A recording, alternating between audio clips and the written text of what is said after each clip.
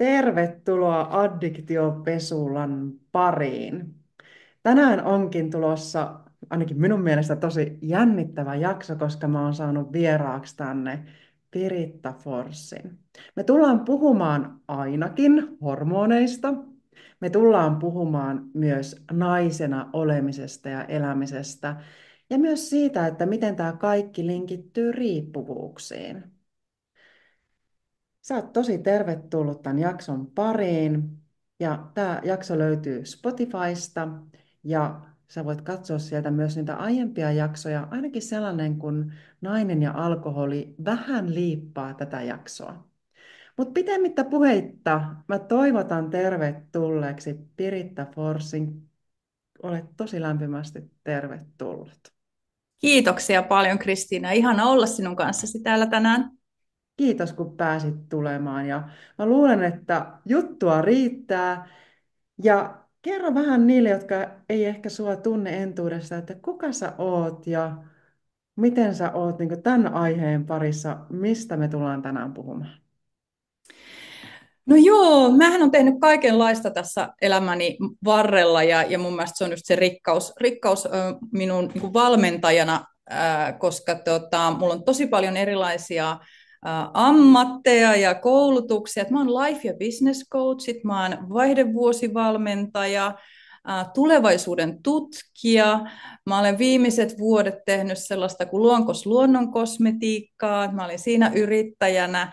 Ja oikeastaan sanotaanko, että mun kiinnostus tähän vaihdevuositeemaan, ja mä oon siis työskennellyt niin kuin naisten voimauttamisen ja sellaisen kukoistuttamisen parissa oikeastaan aikuisikäni, niin siinä luonkosin parissa havahduin siihen, että kuinka paljon naiset oikeastaan häpeävät itseään ja häpeävät vaikka sellaista, että hikoilee rintojen alueelta tai omaa ihoaan tai jotenkin sellaista niin kuin omaa luontaista olemustaan.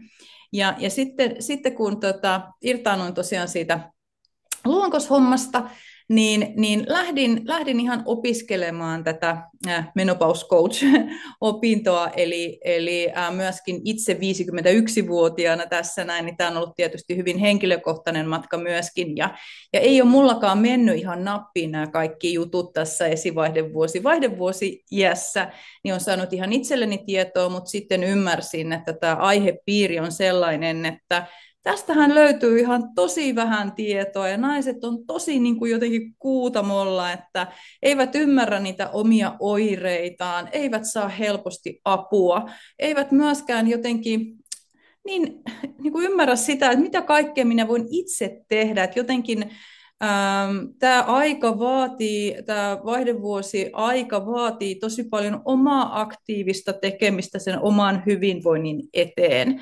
niin mä soisin, että naiset ymmärtäisivät jo nelikymppisenä sen, että mitä tämä muutos oikeastaan on, minkälaisia oireita tähän liittyy, miten mä voin ennakoida, mitä mä sitten teen kun mä oon siinä iässä, mistä mä voin saada apua.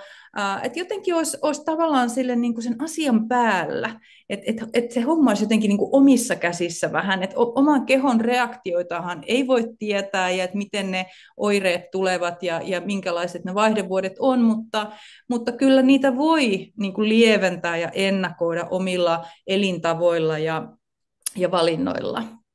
Niin tämän asian ääressä, että mulla on ehkä ollut aina tosiaan sitä missiota siihen, että lähden nostamaan aiheita esiin, ja tämä on mun mielestä nyt niin tärkeä aihe, kun tästä ei juurikaan puhuta, mutta onhan mä tosi onnellinen siitä, että on selkeästi semmoinen kasvava trendi, että enenevästi tuntuu, että on yksittäisiä naisia, jotka lähtee tavallaan asian puolesta, en mä taistelemaan, mutta kuitenkin olemaan siinä eturintamassa luomassa sitä niin kuin tavallaan maaperää sille, että muut naiset sitten saisivat sitä tietoa ja saisivat sitä apua. Muutamat yritykset on niin kuin voimakkaasti lähteneet myöskin sitten ihan julkisesti mainostaen, mutta esimerkiksi Terveystalohan on valtavan isoa niin kuin hyvää kampanjaa tehnyt tietoisuuden edistämiseksi. On kyllä tosi tyytyväinen, että trendi on siihen suuntaan, että meidän yhteiskunta alkaa heräämään siihen, että miten valtavan suuri myöskin yhteiskunnallinen asia tämä on, koska naiset lääkitään väärin ja ovat sitten sairaslomilla, tai niin kuin voi olla ihan turhaan, niin se, että jos tällaisia pystyttäisiin välttämään, ja se on tietysti yksilön tragedia, jos sä voit tosi huonosti, mutta se on tosiaan niin kuin sitten perhetragedia, jos äiti voi huonosti, hän on sairaslomalla, ja niin kuin, että on yhteiskunnallisesti iso asia, jos paljon naisia on sitten poissa työelämästä sairaslomilla vaihdevuosioireiden takia. Kyllä, ja kyllä tässä huomaan, että itsellänikin omat intressit myös on, kun kohta täytän 50, ja jos ajattelen lähipiirin ystäviä ja naisia, että mistä me keskustellaan nykyään, ja millaista se keskustelu oli vaikka 10 vuotta sitten. Ja se myöskin, että miten näistä asioista nyt puhutaan, koska kun mä kuuntelen sua, niin tulee jotenkin sellainen hyvin vapautunut olo ja jotenkin helpottunut olo, että sä otat näitä puheeksi, ja tulee sellainen jotenkin myös ajatus siitä, että josko tämä nyt laskisi sitä häpeää ja jotain tietyn tyyppistä semmoista kähmäisyyttä, minkä mä ainakin tunnistan ihan kehotasollakin, että liittyy tähän aiheeseen, että saako tästä nyt puhua ja voiko tästä nyt puhua ja mitä tämä edes on ja onko tätä edes olemassa ja jotenkin tästä voitaisiin alkaa puhumaan juuri sillä tavoin, että mitä tämä kaikkea on. Ja niin kuin sä sanoit, että epätietoisuus on myös, että mistä kaikesta on kysymys ja on vähän tietoa. Voisitko sä antaa semmoisen pienen katsauksen siitä, että miten vaihdevuodet vaikuttaa naisen kehoon ja mieleen? Ja ehkä se toisena kysymyksenä se alkoholi, mutta mennään nyt ensin siihen, että mitä kaikenlaisia epämääräisiä vaikutuksia on. No tämä on tosi mielenkiintoinen nyt sitten briefata pariin lauseeseen, Saat mutta enemmän lauseita. joo, mutta no, mä niin kuin jotenkin haluan puhua kansankielisesti sillä lailla, että tavallaan niin kuin ykkösasia on ensinnäkin se, että me kaikki ymmärrettäisiin, että nelikymppiset naiset ovat jo siinä esivaihdevuosi-iässä, että kun sä täytät 40, niin sulle todennäköisesti alkaa tulla erilaisia oireita, mutta harvapa osaa niitä yhdistää ihan terveydenhuollon ammattilaisetkaan siihen, että nämä mun oirehdinnat liittyy tähän asiaan, tähän hormoni esivaihdevuosi-vaihdevuosi-asiaan. Eli monella unet jotenkin häiriintyy, tai sitten on erilaisia tunne-elämän juttuja ja semmoista itseepäilyä tai ahdistusta tai sellaista niin kuin ärsyyntymistä helpommin ja sitten tulee keskittymisvaikeuksia mahdollisesti, vaikea ehkä nimiä muistaa, ja semmoista aivosumuakin ehkä, että niin kuin mielen tasolla erilaisia juttuja, tunnetasolla erilaisia juttuja, ja sitten ihan niitä kehollisia juttuja, varsinkin jos on PMS-oireet olleet jo aikaisemmin, niin mahdollisesti sitten vahvistuvat.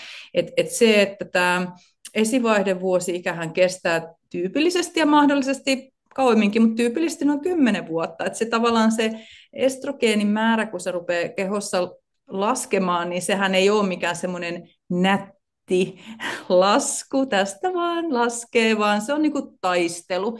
Eli se, että sulla on joka kuukausi, sun joka kierrossa, sulla on taistelu sun kehossa siitä estrogeenistä ja vuosikausien ajan, niin mun mielestä tämä kuvastaa jotenkin sitä, tai niin kuin mä sain helpotuksen tunteen, kun mä ymmärsin tämän, että miksi mun mielialat on vaihdellut niin paljon, ja jotenkin, mä oon niin ollut jossain veneessä, mitä mä en ole ihan hallinnut, sellainen, että mä en ole tämän niin kuin veneen kapteeni jotenkin enää, ja mähän en itsekään silloin, kun mä olin siinä jos ajattelee 7 viimeistä vuotta, niin mulla on varmasti ollut paljon sellaista oirehdintaa, minkä mä oon laittanut mun stressaavan yrittäjyys niin kuin taipaleen piikkiin, tai se, että mä oon ollut totaali yksinhuoltaja, mulla oli omakotitalo, että mulla oli niin kuin tosi paljon niin kuin lautasella just ne ruuhkavuodet, niin mä en ole yhdistänyt millään tasolla, että se voisi liittyä tällaiseen hormonaaliseen juttuun ne mun oirehdinnat,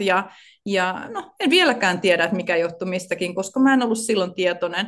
Tämähän on tosi tyypillistä, että laitetaan niin kuin muiden asioiden piikkiin ne oirehdinnat, mutta jotenkin mun mielestä tieto lisää toivoa siinä, että jos on niin kuin itse tietoinen siitä, että hei, nämä 5 juttua, mitkä tässä nyt on mulla tämmöisiä kummallisia asioita, uudenlaisia oireita liittyy tähän asiaan, niin ei esimerkiksi siellä epäile, että alkaako mulla orastava muistisairaus, kun sehän on se juttu, että jos sun muisti alkaa vähän niin kuin prakaamaan silleen, että sä et vaan, niin kuin, että se ei ole sellainen kirkas, mitä aikaisemmin on ollut, tai tosiaan tulee sitä aivosumua ja sen sellaisia oireita, keskittymiskyvyn oireita, niin monellahan tulee sitten se olo, että onkohan tämä joku alkava, joku hirveä muistisairaus, tai onkohan mä vaan tulos hulluksi, tai niin kuin tällaisia. Että se on tosi pelottavaa se muutos, koska ei tiedä, että mistä ne johtuu.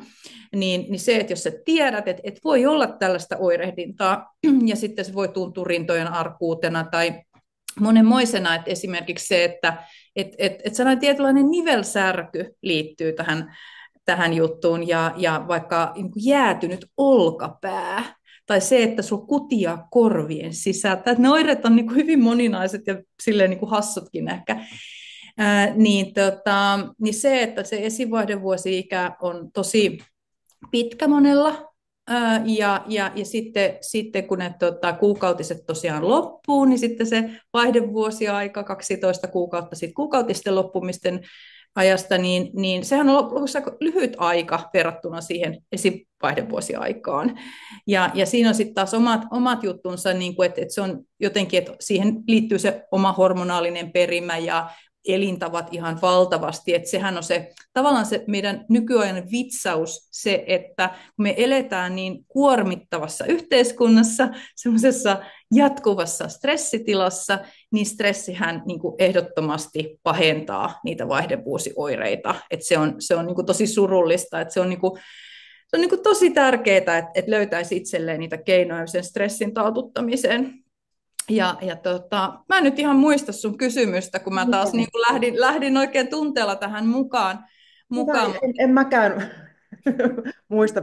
Onneksi on täällä tämä paperi, mistä voi katsoa, kun tuntuu, että tiedätkö, että haluaisi tarttua niin monen asiaan, mitä sä sanot, kun sä puhuit tuosta stressistä ja siellä on se kortisolihormoni sitten, joka, onko se sitten jotenkin niin, että se sotkee sitten tätä estrogeenia vai tiedät sä, että mitä siellä niin kuin tapahtuu? Ja toki voidaan mennä siihen seuraavaan kysymykseen, joka liittyy siihen alkoholiin ja vähän tämmöiseen niin itselääkintäänkin, että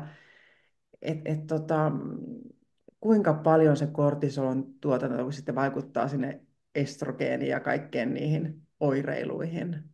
No ihan yksinkertaisesti tätä niin kuin termistöä ajattelee, niin se menee jotenkin sillä lailla, ja siis todellakin lämpimästi suosittelen, että Paula Heinonen osaa niin kuin valtavan hienosti, paljon paremmin kuin minä kertoa näistä aiheista, niin hyvinvointi ja vaihdevuosi, mulla on tuossa se kirja, niin suosittelen lämpimästi. Ja itse asiassa hänellä on alkoholista siellä paljon asiaa, mutta se, niin kuin se peruslähtökohta, että kun yksi hormoni muuttuu, se tasapaino muuttuu, niin se vaikuttaa kaikkeen. Ja just se alkoholi vaikuttaa sitten niin kuin erilaisiin hormoneihin, että se niin kuin, tavallaan, että kaikki menee vähän niin kuin epätasapainoon sen alkoholin vaikutuksesta, mutta se mikä on niin kuin mun mielestä tärkeää ymmärtää, että se tosiaan sotkee niitä hormonitasapainoja, mutta myöskin sen alkoholin vaikutukset ovat paljon raskaammat, paljon vaikeammat,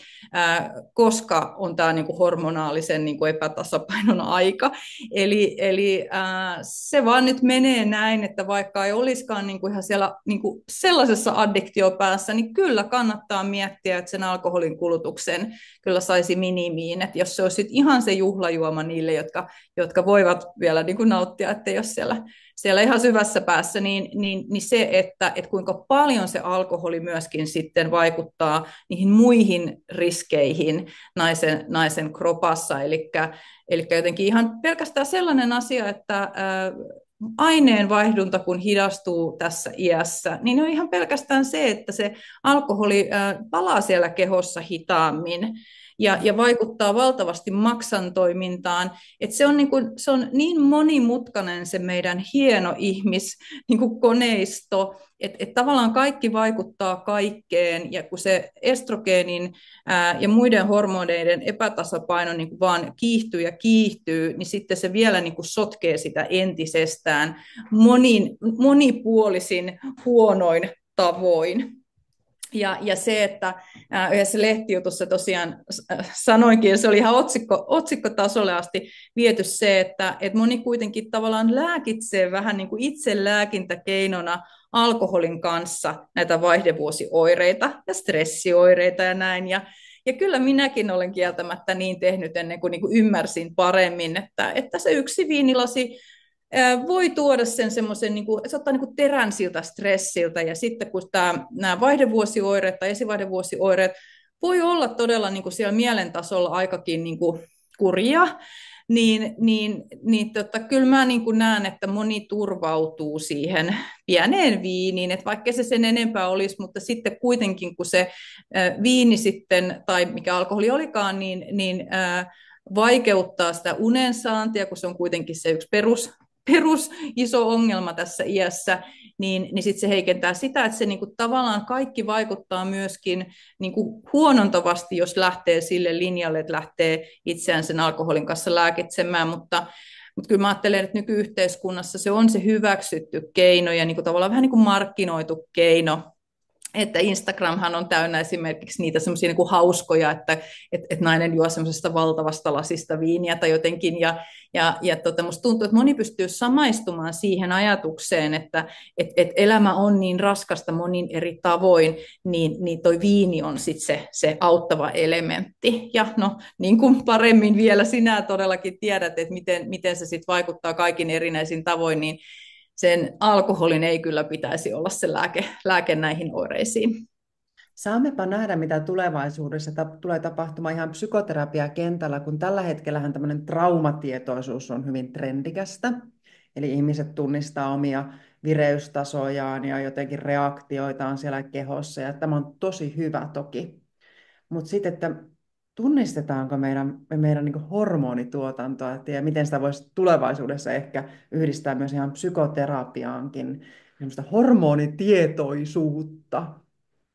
No, mä tiedän ihan monta sellaista startup-yritystä tai tällaista uutta projektia, mitä on ehkä syntymässä jo aluillaan, jotka työskentelevät jo tämän hormonimittauksen piirissä esimerkiksi, ja selkeästi tilausta olisi siellä, että ihmiset olisi enemmän tietoisia, ja nyt tähän Hesarin kannessa taisi tänään olla myöskin joku mainos just tästä aiheesta. Eli sehän on aivan selkeästi nouseva trendi se, että näistä hormoneista puhutaan enemmän, ja kun ne on niin perustavanlaatuinen asia koko meidän elämässä ja naisten terveyselämässä, niin toivoisin, että ihmiset olisivat niitä tietoisempia, saisi parempaa apua, ja ehkäpä juuri näin, että sitten se myöskin rantautuu tähän mainitsemaasi aihealueeseen. Kyllä, että kun sä kuvasit sitä viinilasillista tai tätä ikään kuin kuvaa, mitä meille tuodaan, ja tulee se rentoutus sen viinilasillisen tai skumpan kautta, ja kuitenkin sehän on etanolia, mitä siellä on. Ja etanoli on keskushermostomyrkky, mutta vaikka mäkin näistä asioista puhun, niin kun tämän sanon tässä ääneen, niin mulle tulee sellainen olo, että no niin, nyt se Kristiina on siellä hattutätinä kieltämässä kaikkien juomisen ja nautinnon elämästä. Että se on myös yhtäaikaisesti aika syvällä täällä jossain solutasolla myöskin se ikään kuin, että alkoholista ei saa puhua näin. Että kyllä se alkoholi joillekin sopii ja se voi sopia tosi hyvinkin. Ja kuitenkin jos me mietitään sitä ihmisen fysiologiaa, niin ei se aine sinne kuulu. Ja nyt samalla sanon, että en ole tässä kieltämässä kaikkien juomista. Joo.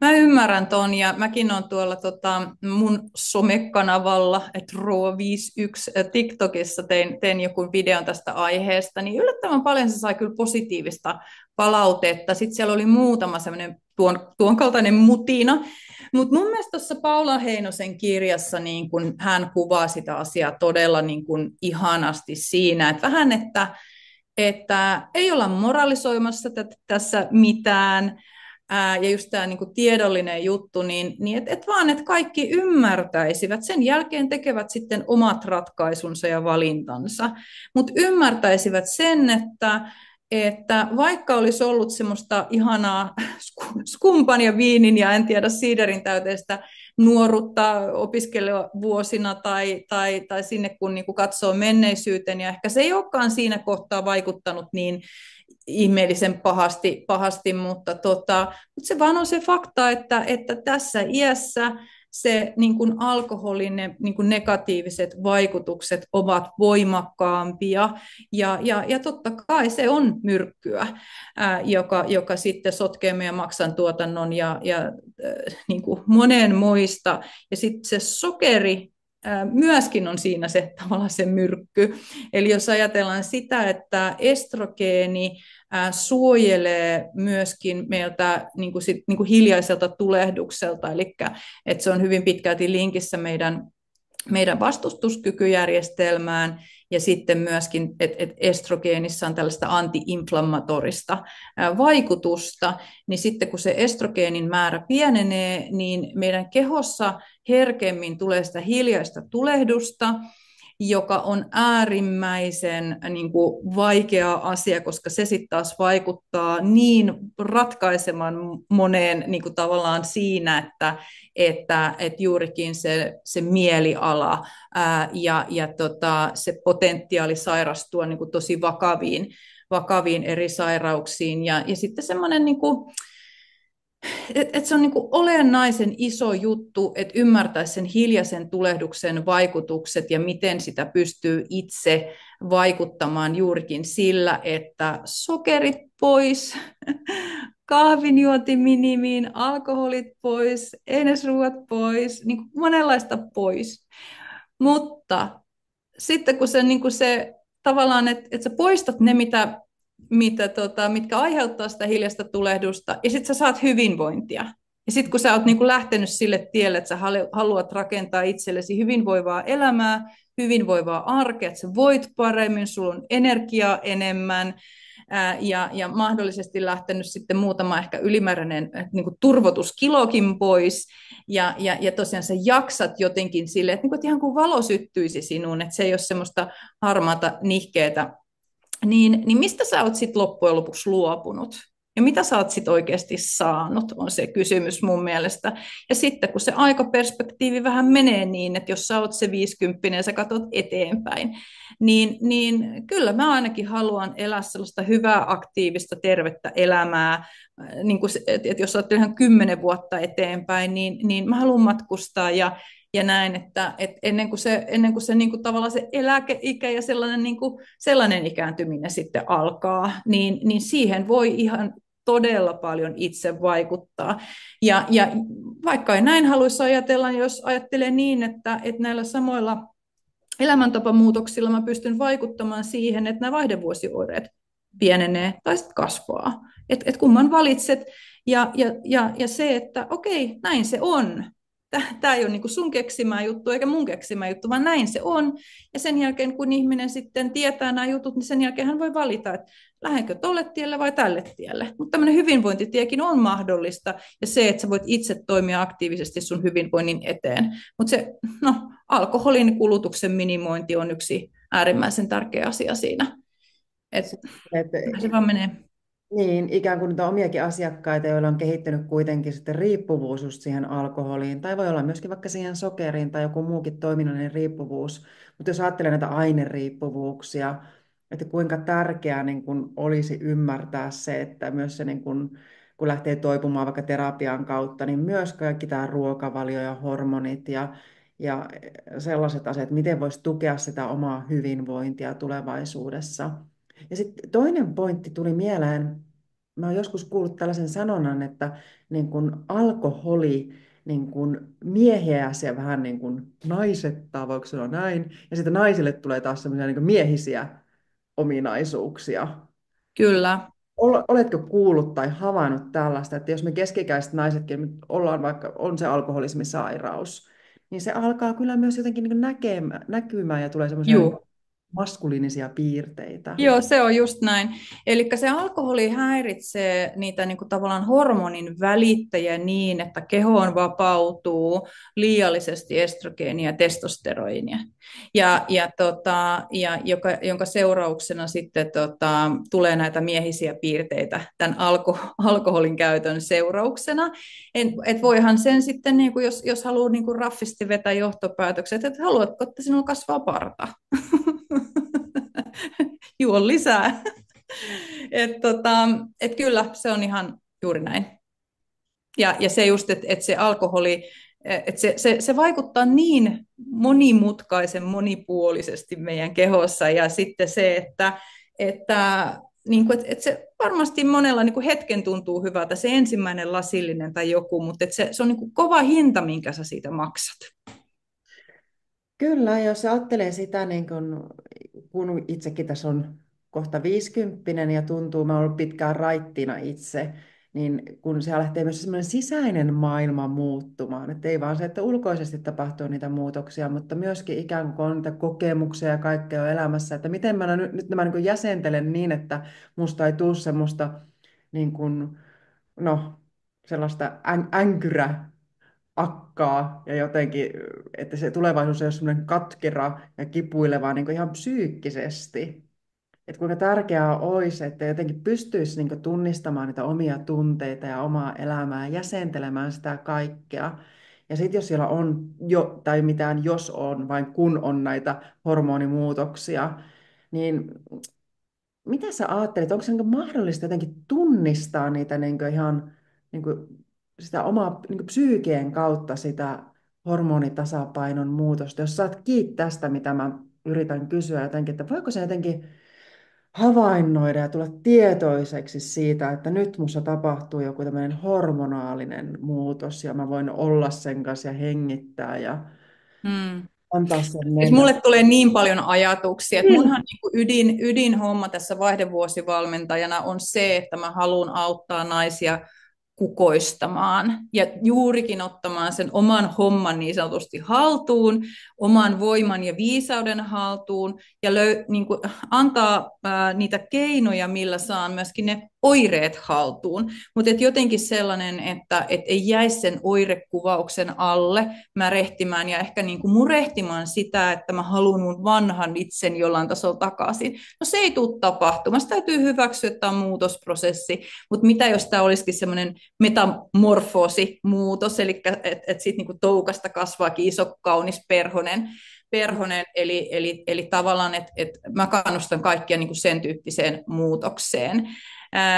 Se kysymys, että tunnistatko sä sitten tavallaan tällaisia hormonaalisia muutoksia, niin mun mielestä niin kuin jotenkin tunnistat, jos sä oot tietoinen siitä, että todennäköisesti mulla on tämmöinen hormonihässäkkä ja tämän tyyppisesti se voi oireilla, että esimerkiksi sen puolison pärstä rupeaa ärsyttämään, työkaverit rupeaa ärsyttämään, ne teinit rupeaa ärsyttämään, että sä oot niin kuin pinnakireellä jotenkin ärsyyntynyt. Jos ne kaikki nyt rupeaa sun lähipiirissä hirveästi ärsyttämään, niin onko sitten kuitenkin kyse siitä, että sulla on joku tällainen oma tilanne, että ei niiden muiden käytös ole välttämättä muuttunut miksikään vaan jotenkin sellainen niin kuin tosi herkkä ärsyyntymiskynnys ja myöskin semmoinen alakulo, että semmoinen niin kuin, jotenkin semmoinen mielen harmaus, että vaikka se olisi semmoinen mielen mustuus, mutta semmoinen jotenkin semmoinen saamaton, että vähän niin kuin tällainen harmaa ilma, mitä tänään on, että joku sellainen, että semmoinen elämän liekki, niin sen vähän niin kuin sammahtaminen, niin mun mielestä on just että monihan kertoo, että sitten kun mä sain vaikka sen hormonikorvaushoitoavun, niin mun elämän liekki lähti lepattaa jälleen, että mä saan mun elämän voiman takaisin. Jotenkin se liittyy olennaisesti just siihen elämisen voimaan, että se niinku hiipuu jollain lailla. Ja just, että tyypillistä on, kun siis nämähän on hyvin henkilökohtaisia tällaiset itseepäilyt, esimerkiksi sellaiset tunteet ja ajatukset, mutta kun sitten se on yksi oire. että sä alat epäilemään itseäsi, että no onkohan minusta tähän, ja miten, niin kuin jotenkin sellainen, että ei näekään itseään enää niin kuin pystyvänä ja jotenkin niin kuin voimakkaana, vaan alkaa epäilemään itseään. Ja tästähän mä oon puhunut muissakin foorumeissa, että onko tämä uusi lasikatto. Että ihan tuolla kansainvälisissä foorumeissa puhutaan just siitä, että tässä on sellaisia elementtejä, että voidaan ajatella, että tämä niinku, asia, että näitä menopausioireita ei oikein tunnisteta, naiset ei saa siihen apua tai niihin apua, ja myöskään sitten työpaikat ei ole kauhean joustavia, että naiset ei välttämättä pysty ollenkaan kertomaan, että hei, mulla on nyt tällainen tilanne, että mä en ole nukkunut esimerkiksi, että mä voin huonosti, tai niin kuin mikä se onkaan sitten se juttu, niin että se lasikatto niin kuin siinä uralla sitten tulee niin, että nämä naiset alkaa epäilemään omaa jaksamistaan ja omaa kykenemistään siihen niin kuin huippuuraan, niin sitten he niin kuin tavallaan vetäytyvät siitä uraputkestaan, koska he eivät saa apua. Ja kun tässä yhteiskunnassa nyt on se tilanne, että apua on tosi vähän saatavilla, eli lääkärithän eivät tunnista kaikki näitä oireita, eikä sitten myöskään osaa auttaa. Kyllä. Ja mitä sitten, jos niin kuin lähtee nyt tekemään tälle asialle jotain, niin mitkä sä ajattelet, että jos joku nyt kuulija tunnistaa, että mulla on noin kaikki ja nyt mä jotenkin havahdun siihen, että voisiko olla tästä kysymys, niin mitä sä ajattelet, että mitä niin kuin, olisi niin kuin ensin tärkeää ja miten se ikään kuin semmoinen tietty, no hoitopolku nyt on vähän väärä termi, mutta ikään kuin se, tai no joo, miksi ei voi sitäkin käyttää, että hoitopolku tai semmoinen itsehoitopolku, että mitä pitäisi sitten tehdä, jos tunnistaa näitä oireita? No harmillisesti kyllä mun täytyy sanoa, että niin kuin suomen kielestä sellaista mun mielestä hyvää kirjallisuutta, tai jos Googleen menee, niin on tosi niin kuin hankala jotenkin saada. Eli että se niin kuin ongelma on, että jos nyt menee tästä suoraltaan googlaamaan, että esivaihdevuosioireet tai vaihdevuosioireet, niin jollain tasolla se pyörii niiden kuumien aaltojen ympärillä se oirekirjo. Ja sehän on vain yksi 30 oireista, mutta se on se ainut, mikä on pelkästään niin kuin liittyy tähän. Että kaikki muut oireet voisivat olla niin kuin muissakin jossakin sairauksissa. Ja tähän ei ole sairaus, eli siihen liittyy myöskin se, että näitä vaihdevuosia tai esivaihdevuosia ei ole kauheasti tutkittu, ja ne on vähän niin kuin ohitettu semmoisena naisten vaivona, että naiset sitten vaan kärsii tosiaan yksin häpeille ne vaivansa. Mutta on onneksi kuitenkin niin kuin tiettyjä kirjoja, niin kuin tämä Paula Heinosen kirja, mikä on siis aivan briljantisti kirjoitettu niin monipuolisesti erilaisista niin kuin aiheista. Jos osaa englantia, niin englanninkielistä materiaalia löytyy paljon enemmän. Just, kun mun mielestä olisi niin tärkeää, että naiset ymmärtäisivät, että ne oireet voi olla niin kovin moninaisia. Että tavallaan, että jos ymmärtää, niin kuin tavallaan, että jos siis voihan se vertauksen ottaa johonkin muuhunkin. Jos sä oot kotona ja sulla rupeaa kurkkuun sattumaan ja vähän niiskuttaa, sä ymmärrät, että mä oon vilustunut. Ei tässä niin kuin ihmeellisempää ole. Et kun sä ymmärtäisit, että oireet liittyy tähän, niin sit sä pystyt toimimaan niiden oireiden kanssa. Mutta se, mitä mä ajattelen, on, että kun ne elintavat ovat äärimmäisen tärkeät, niin kuin ymmärtää, että mitkä vaikuttavat. Eli sillä ravinnolla on niin kuin äärimmäisen tärkeä merkitys, että mitä me suuhun me laitamme, ja mä rakastan kirjaa Hyvinvoinnin vallankumous, Maria Boreliuksen kirja, niin se kertoo just tästä hiljaisesta tulehduksesta ja miten sen saa sitten hallintaan, ja se on ihanan inspiroivasti kirjoitettu. Eli se, että meillä ei kanssa Suomessa ole valtavasti puhetta sit ravinnon merkityksestä. Et puhutaan ruokaympyrästä ja näin, mutta et jotenkin niinku liittyen niinku tähän ikäkauteen, niin kannattaisi ymmärtää, että tämä on niin vähän sellaista ikäkausisyömistä myöskin, ja että sen ravinnon niin kuin valitsemisella on suurempi merkitys kuin 20-vuotiailla, sanotaanko näin. Ja se, että lisää sitä liikuntaa elämäänsä, että jotenkin niin kuin, että ottaa sen oirekirjon tavallaan haltuun, että ymmärtää. Ja sitten niin kuin, myöskin sillä asenteella, että tämä ei ole semmoinen salakavala, mystinen, hirveä juttu, mikä mulle tapahtuu, vaan mun kehossa tapahtuu muutos, mutta mä voin itse vaikuttaa siihen, että minkälainen se muutos on.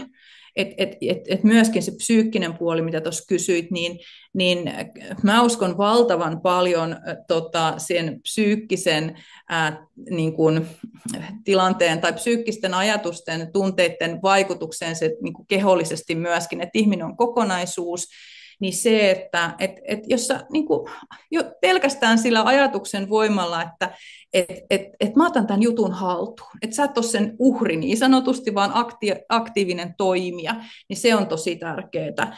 Ja sitten niin kun valitettavasti se joudut aika sitkeästi kyllä mahdollisesti etsimään sitä, jos sä ajattelet niin tästä gynekologista apua, lääkäriapua, niin siinä mä kyllä sanon, että kannattaa kysyä ystävien suosituksia paikkakunnalla olevista tahoista, jotka on perehtyneet oikeasti tähän. Et kun se on, niin kuin, vaatii myöskin sitten lääkäriltä sellaista niin kuin, tavallaan oikeaa perehtymistä, että hän on oikeasti sitten kiinnostunut just tästä vaihdevuosi-ikäisten hoitamisesta ja on sitten tavallaan itseään sitten myöskin niin kuin kouluttanut sitten kaikki nämä vuodet erilaisiin hoitoihin ja muuta, niin se vaatii sen niin kuin kiinnostuksen siltä lääkäriltä, että ei riitä, että on niin kuin lääkäri, vaan siinä pitää olla tämmöinen niin kuin laajempi osaaminen. Tällaisia löytyy Suomestako kuitenkin, että meillä on lääkäreitä? On, mutta se mikä siis tässä tulee niin kuin sellaisena haasteena on se, ja siis tyypillinen kertomus on sellainen, että nainen sanoo, että mä oon joutunut 5 gynekologilla käymään ennen kuin se kuunteli mua. Se 5. tai 6. kuunteli. Eli sellainen, että naiset saisivat sen kokemuksen, että mä nyt oikeasti tarkkaavaisesti kuunnellaan keskittyneesti näitä mun oireita ja ymmärretään se mun tilanne ja sitten pyritään siihen niin kuin löytämään se apu. Eli mua ei sanota mielisairaaksi tai luulosairaaksi. Niin kuin tavallaan se, että monihan saa masennuslääkityksen ja unilääkityksen, kun se menee kertomaan näistä oireistaan. Tai sitten niin kuin mä oon kuullut kaikenlaisia niin kuin hassujakin diagnooseja. Niin se, että oikeasti mua kuunnellaan, oikeasti ymmärretään, että mistä on edes kysymys. Et niin hassulta kuin se kuulostaakin, niin tämä on vaan sitä totuutta, mitä me eletään. Terveyskeskuksissa moni kokee, että lääkärit eivät, niin kuin yleislääkäri, ei osaa tulkita oireita vaihdevuosiksi eikä välttämättä saa sitten sieltä apua. Ja työterveyshuollossa monessa sopparissa on sitten otettu pois nämä gynekologiset asiat ja hormonikorvaushoitoasiat, eli sieltä kautta ei myöskään pääse. Et se tie on vähän niin kuin tukittu monesta väylästä, että sillä lailla tarkoitan, että sinnikkäästi, että jos sä saat jonkun sellaisen kohtaamisen, missä sä koet, että sä et saanut sitä apua, niin sitten seuraavalle, ettei jää tavallaan siihen tuleen makaamaan. Tiedätkö, tulee sellainen olo, että me ollaan jotenkin tosi kaukana nyt semmoista niin kuin luonnollisuudesta, jos ajattelee sitä nyt tässä tapauksessa naisen elämää, että jossain kohtaa alkaa se hormonituotanto ja alkaa ne kuukautiset ja ikään kuin, ja sitten jossain kohtaa se lähtee myös niin kuin loppumaan. Me niin kuin tiedetään tämä, mutta miksi ikään kuin tällaista, mikä me jo tiedetään, että näin tämä asia on, niin miksi me ei voida jotenkin niin huomioida, siis itse asiassa molempia kohtia, mutta me puhutaan nyt sun kanssa tästä toisesta kohdasta, siitä vaihdevuosikohdasta, että kuinka paljon kun me tiedostettaisiin ja osattaisiin, me voitaisiin myös ennaltaehkäistä niin monenlaisia asioita. Juuri näin. Hmm. Mutta se on mielestäni siksi tämä tilanne tällainen, koska se tosiaan, niin kuin, että vaihdevuodet ei ole sairaus, siinä on oireita ja tyypillisesti, että kuukautisistahan on opittu nyt tässä viime vuosikymmeninä puhumaan avoimesti ja jotenkin, niin kuin, että se on ihan ok aihe, mutta ei se nyt niin kuin maailmanhistoriassa niin pitkä aika ole, että naiset on joutuneet, ja monessa kulttuurissa tietysti edelleen, että tytöt suljetaan johonkin ihmemajoihin siksi aikaa, että niillä on kuukautiset yksin sinne häpeämään tavallaan sitä, niin se on faktaa tänä päivänäkin. Et me eletään sellaisessa maailmassa, että onneksi ei tyttöjä 13-vuotiaana lukita yksin johonkin viidakkomajaan 4 päivää selviytymään siksi, että hän on kuukautiset. mutta et jotenkin se sama avoin keskustelu ei ole siirtynyt vielä, mutta selkeästi on merkkejä siitä, että se on niin kuin muuttumassa onneksi tähän esivaihdevuosikauteen. Eli me ollaan nyt opettelemassa sitä, että me osattaisiin puhua, mutta kyllä mä ajattelen, että se on tosi hankala tilanne naisten esimerkiksi siellä työpaikalla sanoa ääneen niin kuin näitä asioita, että mulla vaikka keskittymiskyky ei ole niin hyvä kuin se aikaisemmin on ollut, koska sä leimaudut tosi helposti mahdollisesti joissakin työpaikoissa. Sua ehkä aletaan näkee, että joo, no se vanha nainen tuossa ei nyt sitten enää kykene, ja sitten on pelko, että no, saanko seuraavissa YT-neuvotteluissa sitten lähteä.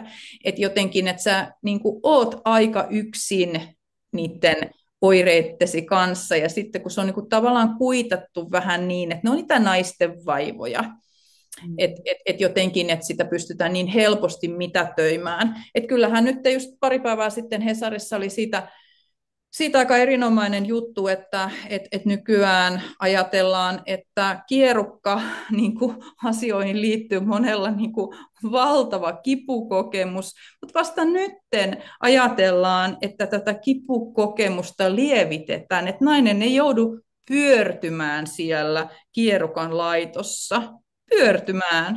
He kestät nyt vaan, hei. Että se tavallaan, että se on niin muka luonnollista, se naisena elämisen kärsimyskokemus, että siihen ei tarvitse kiinnittää huomiota, vaikka toinen niin kuin valkoisena huutaisi tuskassaan. Se jotenkin, kun mennään semmoisen tiettyyn niin intiimiyden alueelle, joka jotenkin ajatellaan, että se on myös meidän yksityinen alue. Mä huomaan, että tässä, niin kun, jos mä ajattelen mun terapiatyötä, niin enhän mä, niin kun, mä en ole kysynyt niin kun mun ikäisiltä naisilta näistä vaihdevuosista.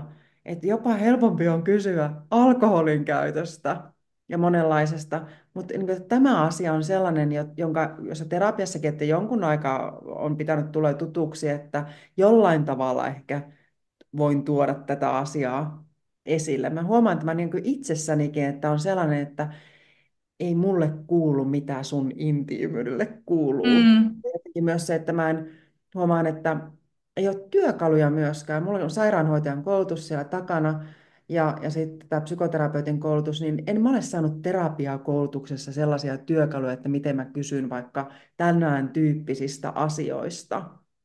mm. Et, Joo, et, ja tämä on se ongelma, eli niin kun jos ajattelet, että sulla on vielä se niin kun sairaanhoitajan tausta ja sitten niin kun se, että se niin kun tälleen maallikkona, mulla ei ole sitä sairaanhoitajan taustaa eikä lääkäritaustaa, niin kuulostaa niin kovin ihmeelliseltä, että opetuksessa siis edelleen, esimerkiksi ihan lääkärin opiskeluissa, niin se on joku ihan pikku kuitattu yhdellä päivällä aiheet, tämä vaihdevuodet, ja sitten jos ajattelet, että se on vielä niin kuin nuoret opiskelevat, niin se tuntuu niin kaukaiselta, ihmeelliseltä ja jotenkin sellaiselta ei itseä koskettavalta aihepiiriltä todennäköisesti. Mutta sitten se johtaa tähän, koska myöskään ei tavallaan niin kuin uudelleen kouluteta tai pidetä sitä tietoa yllä oikein missään instansseissa. Terveystalossa kuulemma nytten niin kuin, tavallaan briefataan, uudelleen koulutetaan tai niin kuin tähän vaihdevuosiasiaan, että se on tosi hienoa, mutta se on tosi harvinaista. Mutta kyllä mulla on se kokemus, että kun sitten taas kun kysyy, tai siis että kun naisilta kysyy ja he saa niinku puheenvuoron jossakin, niin kyllä sitä puhetta aika paljon tuntuu tulevan, koska siinä on niin vähän sellainen patomurtuu-ilmiö, että kun kukaan ei ymmärrä ja kuule mua tämän asian kanssa, niin valtava tarve on kyllä sille kuuntelevalle, ymmärtävälle, myötätuntoiselle korvalle, joka ei mitätöi sun kokemusta. ja kyllä mä niin kuin jotenkin tutkin tässä itseäni ja jotenkin, jos tässä on terveydenhuollon henkilöitä kuuntelemassa, niin pyytäisin myöskin ehkä kysymään itseltä sitä, että kuinka näistä asioista, miten näitä otetaan puheeksi. Koska mä huomaan saman asian alkoholin kanssa, että mä lähtökohtaisesti kysyn myös mun työterveyden asiakkailta. Mä teen siellä terveystalossa tosiaan tällaista lyhytpsykoterapiaa työterveydessäkin, niin ei mulla ole mitään ongelmaa kysyä alkoholista. Ja jotenkin tuntuu, että eikä asiakkaillekaan tule siinä sellaista vaivautunutta olotilaa. Kyllä mä luulen, että mä sen siinä huomaisin, että jos he mulle suuttuisivat, eivätkä enää tulisi uudestaan. Että myöskin tämä asia, että ottaa huomioon sen ihmisen niin kuin ikäkehitykset, missä kohtaa hän on sen omalla elämänkaarella menossa. Et sitä varten kai ihmiset hakeutuu avun piiriin, että he tulevat niin kuin autetuiksi. Mm. No, tämä on ehkä asia, mitä tosiaan kannattaisi pohtia, ja sinunkin Kristiina, silleen just, että sinähän niin kuin tällä, mitä kuvailit, niin tavallaan myöskin vahvistat sitä häpeän tunnetta siitä asiasta. Et totta kai siihen liittyy seksuaalisuus, jos ajatellaan, että et liittyykö siihen sitten taas häpeää. No siihenkään ei tarvitsisi liittyä häpeää. Mutta just kun se, että kun tämä on luonnollinen osa meidän ihmisyyttä, ja kun se ei pitäisi olla sellainen osa, mikä on häpeäosastossa ja piilotettu ja vaiettu osasto, kun se ne vaikuttaa niin kovin moneen. Että kyllä mä ajattelen, että jos naiset sais parempaa apua itselleen ja ottaa sen kukoistusvaihteen päälle, niin ehkä moni parisuhdekin säilyisi ehjänä. Että kuinka monta parisuhdetta niin kuin kariutuu tästä aiheutuvista niin kuin tavallaan semmoisista lumipalloefekteistä. Yksi amerikkalainen kirjailija kertoo tutkimuksesta, että oliko se niin kuin, että yli 70% niin kuin avioliitosta, jotka päättyy eroon yli nelikymppisellä, niin kuin niistä 70% on naisten niin kuin, alkuunpanevia niistä avioeroista, niin hän vaan veti johtopäätöksen juurikin tästä, että no, että mikä yhtäläisyys tällä on, että nämä nelikymppiset naiset, niin kuin moni haluaa erota. Et kyllä tässä olisi jollekin tutkijalle niin kuin herkullinen maaperä ja tutkimuskysymys.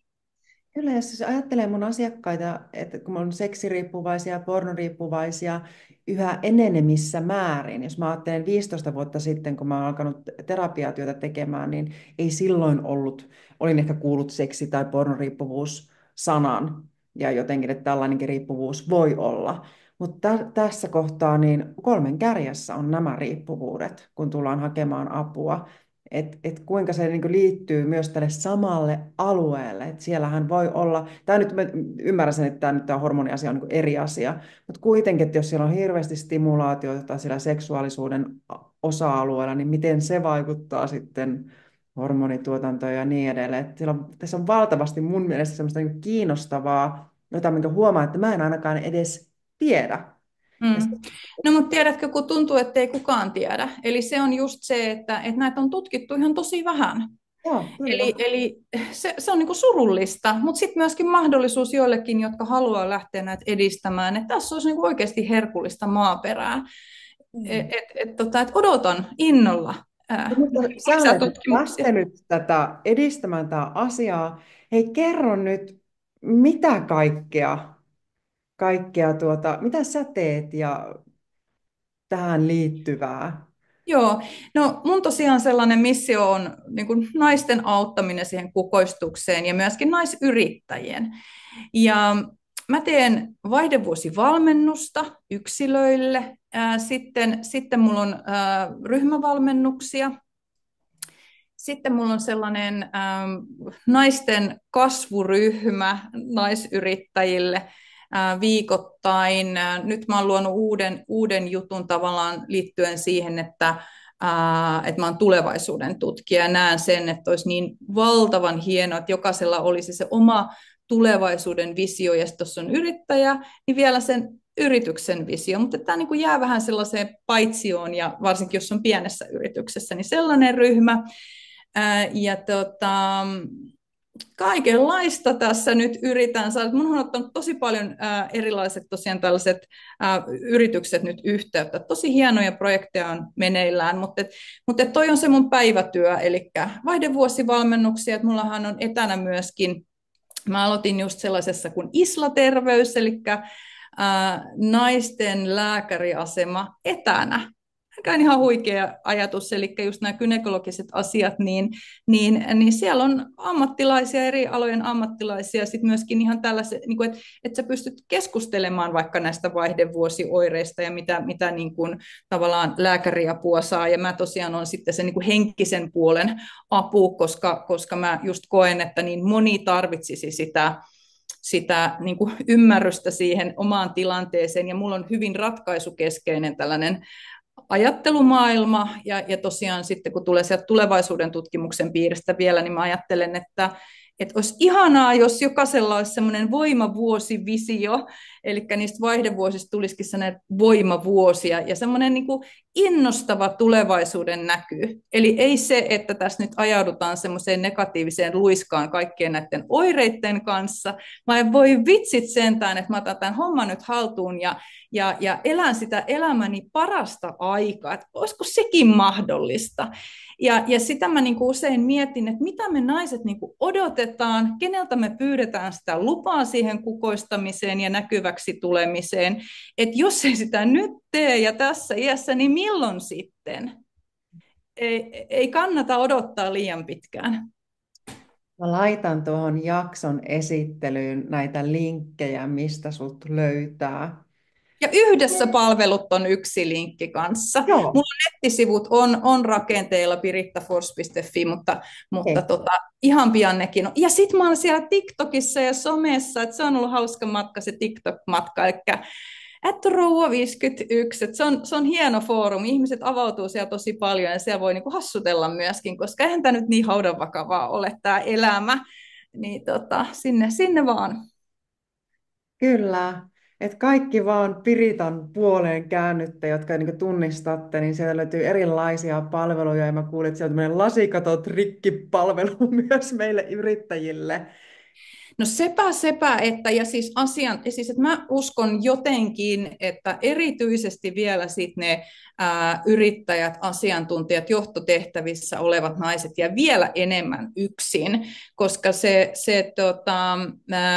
positio, missä on, niin vaatii valtavasti just sitä aivotyötä, ja sitten just kun se iskee se niin kuin yksi iso osasto siihen, että jos et sä nuku, jos sulla keskittymiskyky alkaa jollain lailla vähän ohenemaan, ja sit sä et muista enää, ja on sitä aivosumua näin, niin se on niin kuin haaste, että sä selviydyt siitä sun niin kuin vaativasta kognitiivista kykyä vaativasta työstä, ja sitten vielä, jos sä koet olevassa aika yksin, että sä et pysty puhumaan niistä asioista, ja mullahan on pitkä naisjohtajuuskoulutus ja tietysti kokemus toimitusjohtajan hommista, ja silleen, että mä ajattelen, että mä voin olla semmoinen vaihdevuosikuiskaaja myöskin sitten naisjohtajille, että pääsee vähän miettimään, ja sitten mun mielestä olennaista on näissä se tulevaisuuden kuva, että ei jäädä tuleen makavaa, vaan lähdetään rakentamaan sitä hyvää tulevaisuuden kuvaa ja askeleita sitä suuntaan, eli ollaan aktiivitoimia sen oman hyvän elämän luomisessa.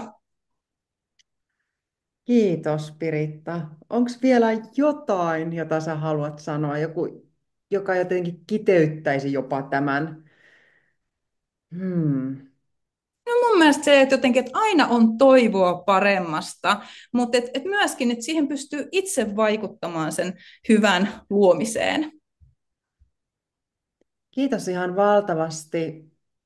Me puhuttiin jonkin verran riippuvuuksista, ihan varmasti niin kuin ihan sopivissa määrin. Mä ajattelen, että tämä on enemmänkin sitä toipumispuolta, että on sitten ollut vaikka addiktiotausta ja on sitä alkoholista päässyt eroon tai mikä ikinä se riippuvuus tai ongelma onkaan ollut, niin voi olla, että se elämä jää vähän tällaiseksi jollain tavalla niin kuin keskeneräiseksi. Tähän voisi tarttua ehkä seuraavaksi, jos tunnistaa, että kaipaa siihen omaan toipumiseenkin lisää työkaluja. Ehdottomasti. Kiitos Piritta ja tavataan taas jälleen seuraavan jakson parissa. Kiitos, hei hei!